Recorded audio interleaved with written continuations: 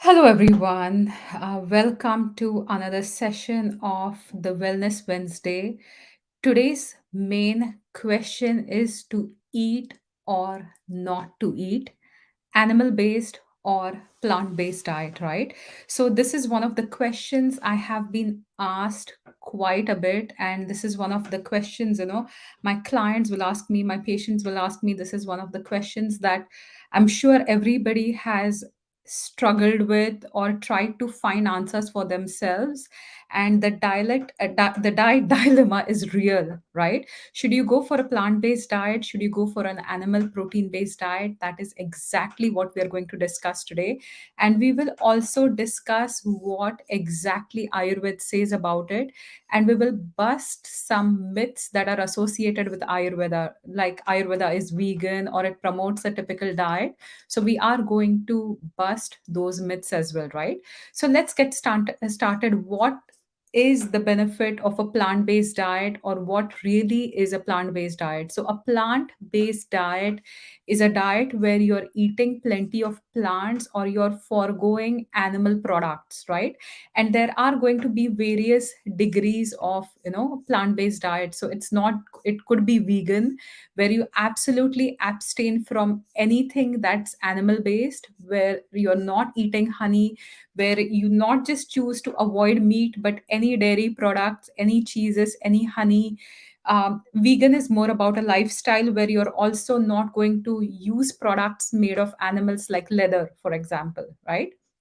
So that's one type of diet. Another one is a vegetarian diet in which there are different types. So lacto vegetarian is where you will have no animal milk protein uh, sourced from the flesh, or avoid the animal flesh, but you will have dairy, right? So in some parts, or in India especially, if you look at the vegetarianism, an animal is not harmed when it comes to their dairy consumption, right? You're not killing an animal, so milk is completely used, or products made out of milk are used, and that's called lacto vegetarianism. Certain types of diets, there is also one called lacto ovo vegetarianism, where you will choose to have um, milk and dairy products, and you will also have eggs, right? So that's lacto ovo vegetarianism. And the vegan, as I mentioned before, where you're completely foregoing, right? So what are the pros and cons? We are going to discuss a little bit today. And this is how you can take the information and you can start implementing it according to your diet, your lifestyle, right? So thank you so much, Sheetal. Thank you for showing up live, and thanks for the topic. I know I've been asked about this for a long time, and that's one of the reasons I'm going to discuss this. So if you have any questions, please, post it in the comments below, and let's get started. So what really are the benefits of a plant-based diet, right? So plant-based diet, again, you have to make sure you're eating whole foods, whether you go for a little bit of animal protein or completely abstain. When I'm talking about plant-based diet, I'm not talking about vegan cookies or vegan chips, or all the junk food, right? Vegan burgers or buns or tons of bread. So we're talking about clean, minimally processed food, and that's what's going to give you the most benefit. So when plant-based diets have been studied, they have been studied to reduce inflammation. They have been studied to lower the risk of type 2 diabetes. They have also been studied to improve kidney function, right? So if you are somebody who's struggling with high blood sugar, if you are somebody who's struggling with your kidney function, going more plant based is an answer.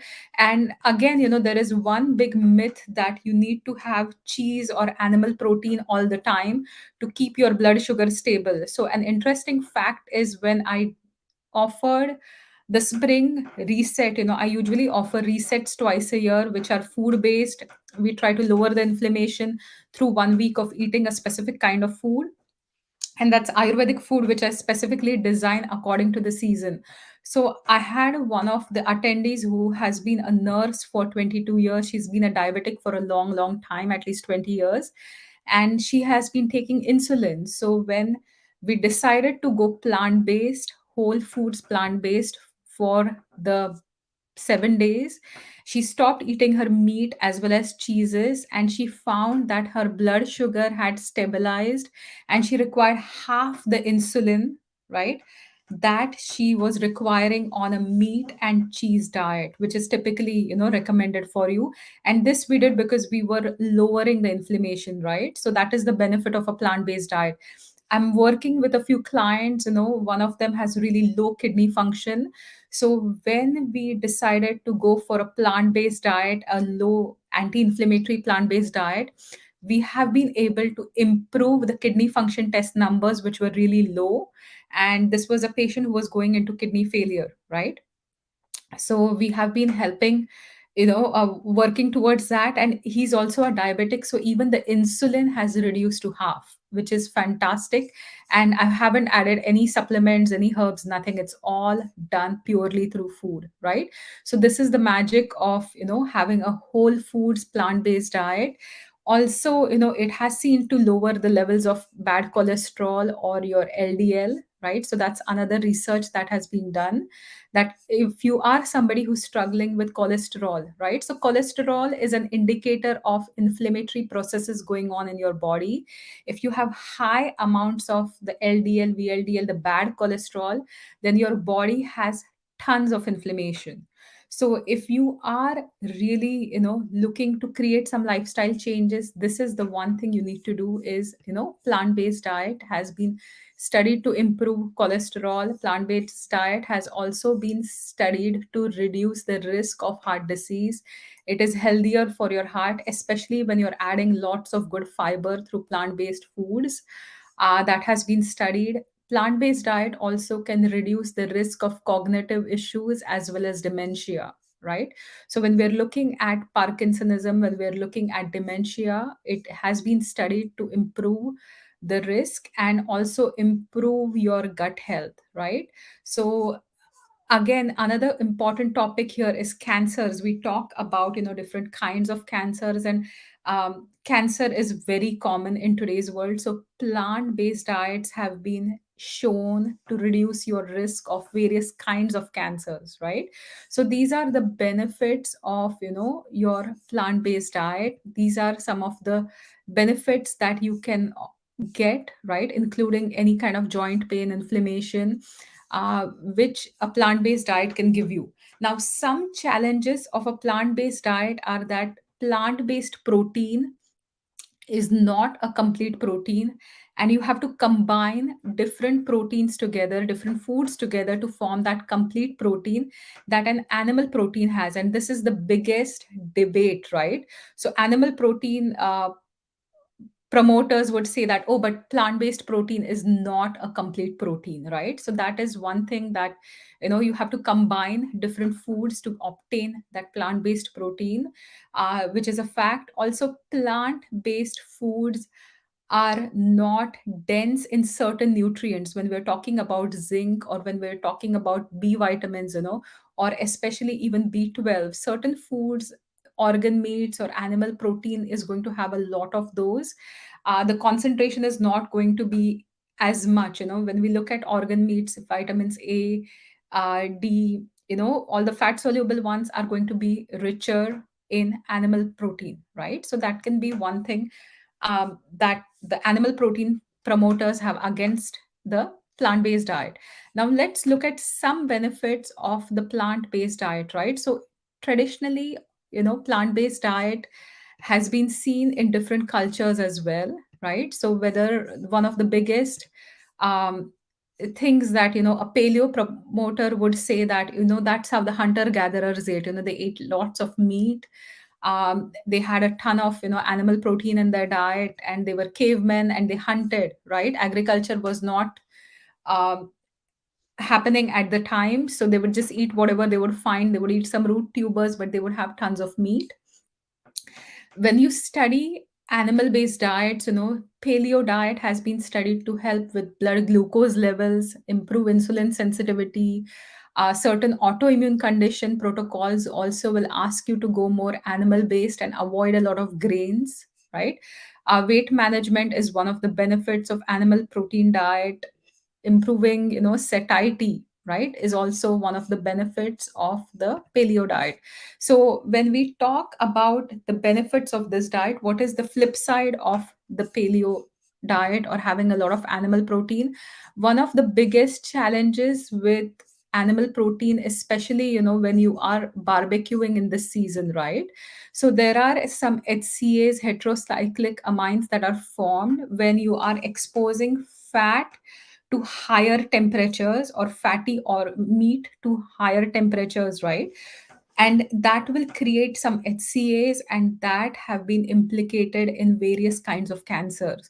So especially if you are an animal protein promoter, or eating lots of animal protein but in the form of burgers or sausages, or you're going for cured foods like bacon, you're going for cured foods like, even salami or something, they will have tons of preservatives. When you're heating bacon at high temperatures or barbecuing at high temperatures, it is also going to form certain compounds that have been seen to increase the risk of cancer, right? Now the studies were done on barbecuing, like as a method. The studies were not done on fish or chicken. So it does not mean that fish or chicken is going to be carcinogenic, right? Red meat, ideally, minimally, you can consume it. um, if you have a family history, but it does not mean that all kinds of meat are cancer promoting, right? So I'm just going to say a quick hi. To those who have joined me now, we are having an interesting conversation on the diet dilemma, whether to go plant based or whether to go animal based, right? So again, now this is my take, and this is what I've found from an Ayurvedic perspective. I work with lots of clients or patients, and I've worked with people from different ethnicities, from different backgrounds, right? So, how should you choose whether to be plant based or animal based, right? There are several factors that will play into it. The number one thing is, what exactly do you require from your food, right? Now in Ayurveda, there are two types of treatments. We call it santarpan, which is the more nourishing treatment, where you really require tons of nourishment from your food, right? And the second one is aptarpan, which is called the extractive treatment, or the depleting treatment. So if you are someone who has excess of body fat, if you are somebody who has, who's obese, or if you are somebody who has certain growths in the body, right? At that time, you are going to try and not nourish too much, right? Because there is tons of nourishment of specific tissues. You are going to make sure you are doing more of the cleansing diets and stuff, right? So there is this another school which talks about foods in very simple language. One is augmentative. So augmentative food is the one that's very nourishing, and extractive is almost like the cleansing type of food. So those are the two main categories where you have to understand, like, where do you fall here, right? If you are someone who's extremely lean, who's thin, who's weak, who does not have a lot of muscle or fat on the body, who's depleted because of any kind of diseases, at the time, animal protein is going to nourish you the fastest, right? Second category is where you are already, obese, or you have tons of body fat, you have good amounts of muscle mass, but you have certain growths in the body, certain kinds of cancers as well, where you want to make sure you're not feeding the cancer, you want to make sure that you're nourishing yourself, but at the same time, you require those excess tissues to be cleaned out, cleansed, or depleted from the body. At that time, you will go for a more extractive treatment, more plant based diet, right? Another example I can give you here is, I had recently a client visit me from Windsor, and he has been through lots of, cleansing protocols from an Ayurvedic perspective, like panchakarma, right? So he has done lots of purgative treatments. He was extremely weak, unable to walk. uh, he was so weak that even his thyroid, like, there was lack of overall nutrition, including lack of thyroid function, right? Because of he was so depleted. So one of the things I recommended him was to go a little bit more plant based, have maybe meat soups or bone broths, which are going to be more healing and build the body up. On the other side, I had a client who was, having lots of meat, lots of, fish, the fattier variety of fish, lots of red meat, and he had constant growths in the body, right? So we were trying to go more plant based for that client, which really helped him. Another client, an example I give you before, with kidney malfunction or really low kidney function, when we tried to go more plant based, we really cut down the animal protein, we can see that the kidney numbers are so much better now, right? So that is one factor. Like, are you looking for nourishing your body, or are you looking for cleansing the body? Do you have an excess of certain body tissues, or are you completely depleted? That will give you an answer from an Ayurvedic perspective. Should you go for a plant based or an animal based diet, right? One thing is, here is a matter of beliefs and spirituality, which I'm not including. I'm talking it from an Ayurvedic science perspective. I'm not talking about personal belief system, because if you believe that eating animals is absolutely not for you, don't go for it, right? Or if you believe that you need to have a more animal based diet because that's going to work for you, then it's a matter. I'm keeping the belief system completely out of this. We are looking at it from a scientific perspective. So the first one was, are you overnourished, you want to get depleted a little bit, or are you undernourished and you want to build and nourish yourself, right? Second thing that I have seen in my practice is, you have to understand the uh, idea of food compatibility, right? So when we talk about Ayurvedic food compatibility, it's not only about the food combinations within themselves, but the food that is compatible to your body, right? And blindly reading some books and following some principles may not work for you. An example I can give you is, there was this client who was really weak and tired, and that's what he felt, but he had decent amounts of muscle mass. He started drinking a lot of milk, right? He was consuming at least a liter of milk, organic milk, A2 milk, right? So the casein was good, the milk was good, but what started happening was he was experiencing signs of, polyuria, like having frequent urination. The blood sugar was slightly up. So in Ayurveda, we call this pre-diabetic symptoms, is what he started experiencing, right? And from my perspective, it is when he did not need the milk at the time, because that was creating a lot of the symptoms. And the recommendation I made was to change the diet and stop the milk, right? So that is another example where a certain food, right, is not going to work for you. Any questions? I know a few of you are watching this live. If you have any questions, you can post it in the comment section. So my thought process is, whereas the food or the milk that the client was procuring was A2 casein, really clean organic milk. He was boiling the milk as per how it's supposed to be, but it was not suited for his body. And that's what I mean by compatibility, right? Now again, you will experience in your practice, if you're a practitioner or as a person yourself, that if you go more plant based, and if you are someone who has trouble digesting beans, right, or lentils, which are the primary source of protein in a vegetarian or a plant based diet, you are going to not be able to transition that easily from an animal based diet, right? So when we look at the food compatibility is the food compatible with you is the question to ask. And our compatibility also depends on our genetics, right? On our parents, on the food that your parents ate, and then their parents ate, and your heredity, your genetics as well. So some people can easily digest beans, lentils, legumes, and some people really struggle to digest beans, lentils, legumes, right? Similarly, some people can easily digest animal protein. And if your ancestors have never really eaten a lot of animal protein, you are going to struggle to digest it, right? And this is the one thing that I tried, I was trying the keto diet just to see how it works. Absolutely didn't work for me because I knew it's like I'm a kapha pitta. So it was not going to work either ways, but I just wanted to experience what it was like, right? So I was just experimenting with it. And even animal protein, because I come from a culture where, we ate fish quite a bit, but even chicken or goat was a rarity. It was not an everyday event. I struggled to digest these foods on a regular basis, right? So for me, the plant-based diet is going to be a better choice with little amounts of animal protein or with little amounts of fish. So that is how I would kind of choose to have my diet.